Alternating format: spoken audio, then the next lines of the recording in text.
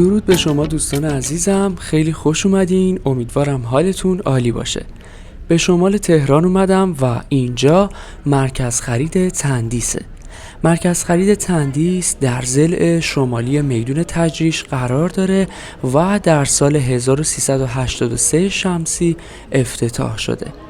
ممنونم که از من حمایت میکنید. لطفاً ویدیو رو لایک و چنل رو سابسکرایب کنید تا به مکانهای بیشتری سفر کنیم و قدم بزنیم.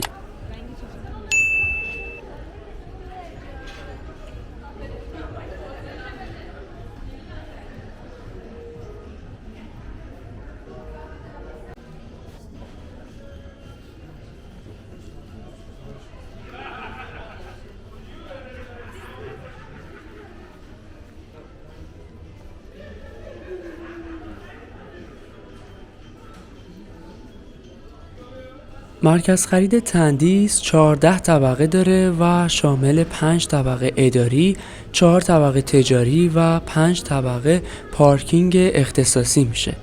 177 واحد فروشگاهی و خدماتی هم در اینجا فعالیت میکنن.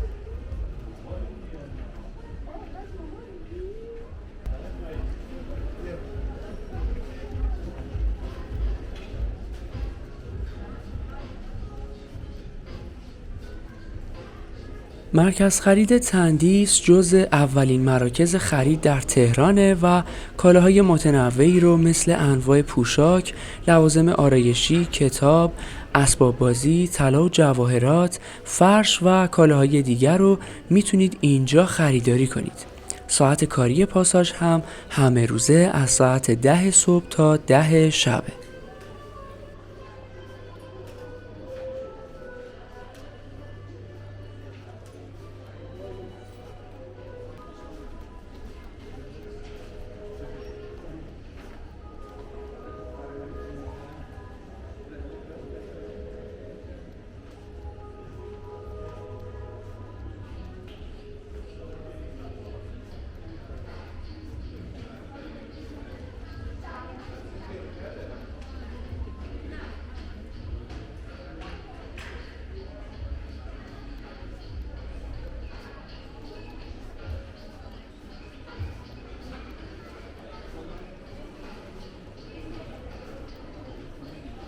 مرکز خرید تندیس جزء اولین پاساژهایی بوده که امکانات رفاهی و خدماتی خوبی مثل کارواش، خیاطی، آرایشگاه، کافینت و صرافی رو در کنار مراکز تجاری و فروشگاهی قرار داده.